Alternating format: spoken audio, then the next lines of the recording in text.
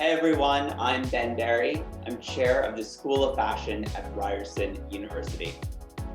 In the last episode, we talked to students about the obstacles that they faced as they created their final collections in a remote context. In this episode, we're going to actually see what students made, and they'll talk about their creations.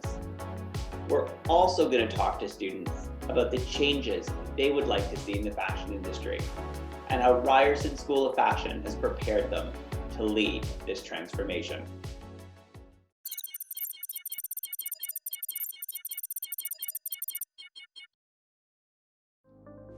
The isolation, the despair, not being able to see my friends every day, to talk about our creative artistic visions and directions, our collections, trying to search and scavenge for supplies has been a really big issue. And my apartment is too small to be a studio. Not seeing my friends or my professors to bounce ideas one off another and just having those raw discussions that make you a better designer and make you think more and make you go outside of the box. The challenges faced with our mental health, with design work, and especially when it comes to developing a collection in such a short minute off. It's something that you're constantly thinking about, you're constantly developing, and you're constantly working on, and that really can take a lot out of you. One big obstacle the pandemic inflicted on my creation process for this collection was finding inspiration for the collection itself. I just felt stuck and I wasn't in the right mindset to be creative.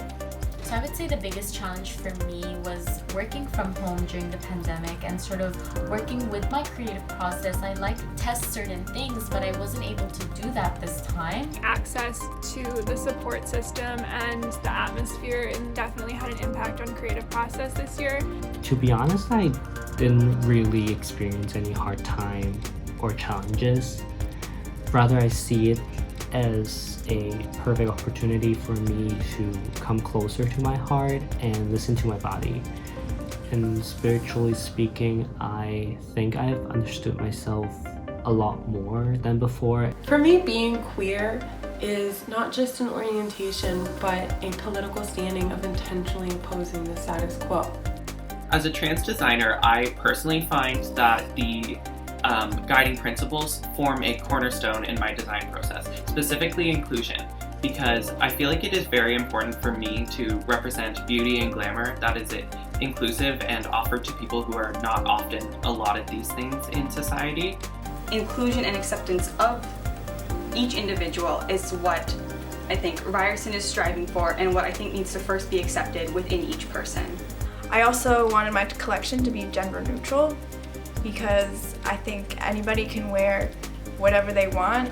Going forward, especially with our generation, I think fashion is genderless.